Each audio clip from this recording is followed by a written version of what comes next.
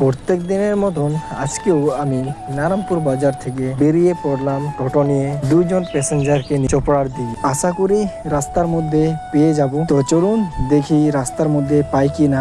আর আপনারা তো জানেনই যে আমাদের রাস্তাটা চোপড়া থেকে আমাদের ডকব্রিজ অব্দি রাস্তাটা ঠিক করা হচ্ছে। তো এই জন্য রাস্তাতে মানুষজন তখনকার আবহাওয়া একটু সুন্দরই ছিল, কেননা তখন সকালবেলা আর সকালের আবহাওয়া সবাই বলে খুব সুন্দরই থাকে। আর তার জন্য আমি পিক আপটা বাড়িয়ে দেখি ধুলি বালিতে ভরা। কিছুক্ষণের মধ্যে আমি চলে এলাম চোপড়া আমাদের বন্ধন অফিসের সামনে।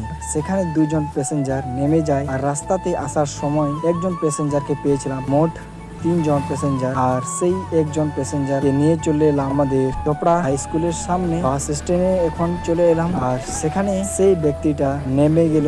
আর আমি এখন সেখান থেকে বেরিয়ে পড়বো ঠিক টোটো স্ট্যান্ডের দিকে। তো আমি গাড়িটাকে এদিক ওদিক করে ঘুরিয়ে ঠিক আমি টোটো স্ট্যান্ডে চলে এলাম। চলে আসার পর আমি টোটো থেকে নেমে আমার টোটোটাতে ঝুলছে একটা শুধু গামছা। আর আমি এদিক ওদিক ঘুরিয়ে তাকিয়ে দেখছি প্যাসেঞ্জারের আশায় যদি কোনো প্যাসেঞ্জার চলে আসে তাহলে আমি আবার বেরিয়ে পড়বো আমাদের নারায়ণপুর হোসিয়াগঞ্জ দাঁড়িয়াগঞ্জের দিকে। আর তার সঙ্গে আমাদের টোটোওয়ালা গুলো ওখানে কেউ ডাকছে নারায়ণপুর, কেউ ডাকছে ডকব্রিজ, কেউ ডাকছে দাঁড়িয়াগঞ্জ, কেউ ডাকছে আবার বাক্সাবাড়ি, কেউ ডাকছে আবার ঝাড়বাড়ি। অনেক টোটোওয়ালা অনেকই রকম যে জায়গা যাবে সে সেখানকার জায়গা ডাকছে।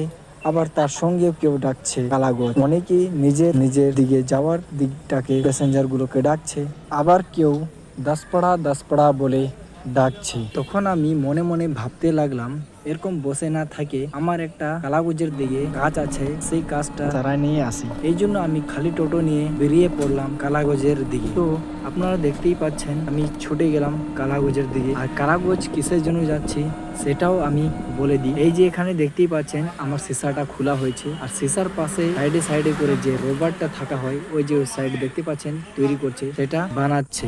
মানে আমার রবারটা ছিঁড়ে গেছিল, এই জন্য আমি তৈরি করতে নিয়ে গেলাম। আর আমি সেখান থেকে আবার ঠিকঠাক করে বেরিয়ে পড়লাম বাড়ির দিকে। খিদেও পেয়েছে প্রচন্ড।